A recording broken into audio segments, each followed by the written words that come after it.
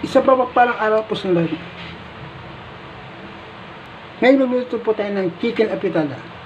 Pero bago po na pagluto, hindi ka pala superstan ko, please subscribe my channel, like and share, and hit the bell para update ka sa video mo ginagawa ko.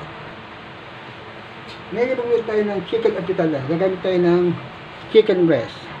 Gagamit tayo ng patatas, kalot, hotdog, sibuyas, bawang, laurel, Lord chicken cube, saka tomato sauce, oil.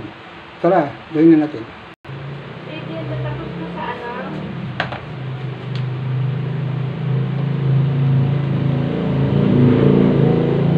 Tapos na siya sa tablet. Tapos na sa tablet. Oo. Pero paano ba?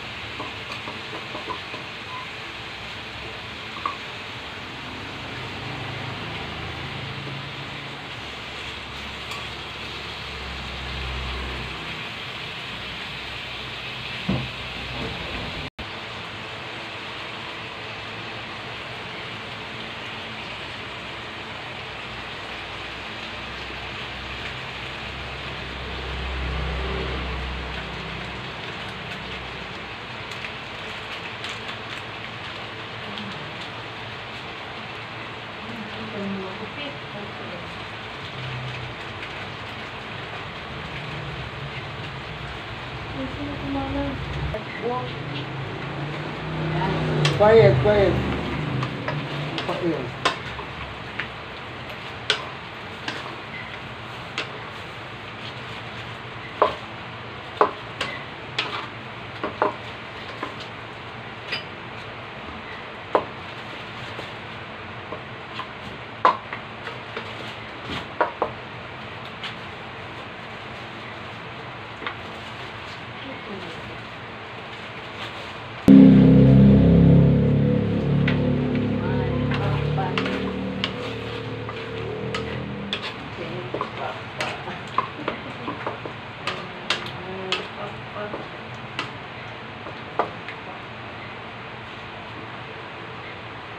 So yun nga guys, nilagyan natin itong tomato sauce saka yung Knorr cube chicken.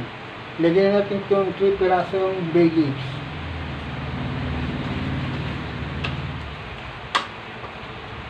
Itong pagkatapos natin bawang sibuyas gisahin. Ginisa natin yung manok ng 30 seconds each side. Bali 30 seconds per side, tapos second side, tapos ulit. Tapos, lagyan natin yung Knorr chicken cube, saka yung tomato sauce into, haluin natin sa lusaw. Ngayon, nilagyan naman natin ng bay leaves. So, ayun nga guys, lagyan natin ng 2 basong tubig. Tapos natin siyang isahin at lagyan yung Knorr, saka yung tomato sauce. Katapos niyan, takban natin, pakuluan natin siya ng so yun nga guys, pakuluan muna natin siya ng 30 minutes, takban muna natin, tapos magbabalik ako. Kaya na nga guys, pinakuluan natin siya ng 30 minutes. Yung medium heat. Tapos, pinakuluan siya ng 30 minutes. Ilagyan na natin itong carrot. Hot na.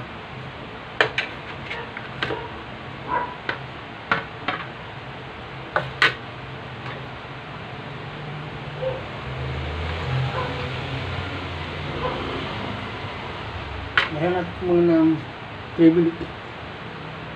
So yun nga guys, papakulan na natin siya ng yung kalat ng 10 minutes. So lagyan natin itong patatas.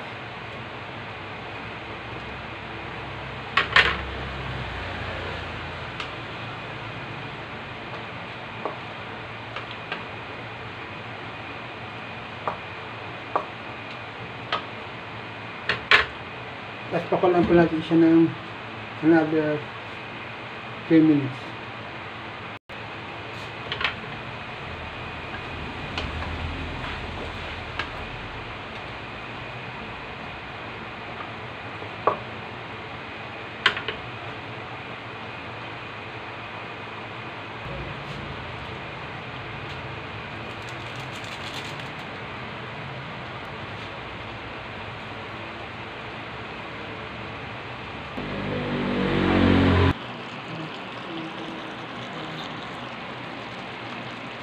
So ayun nga guys, dito na natin ang chicken apitada sa tamang oras ng pagluluto at tamang ingredients.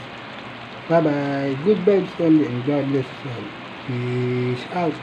See you in the next video people, bye bye. Thank you for watching. Peace out.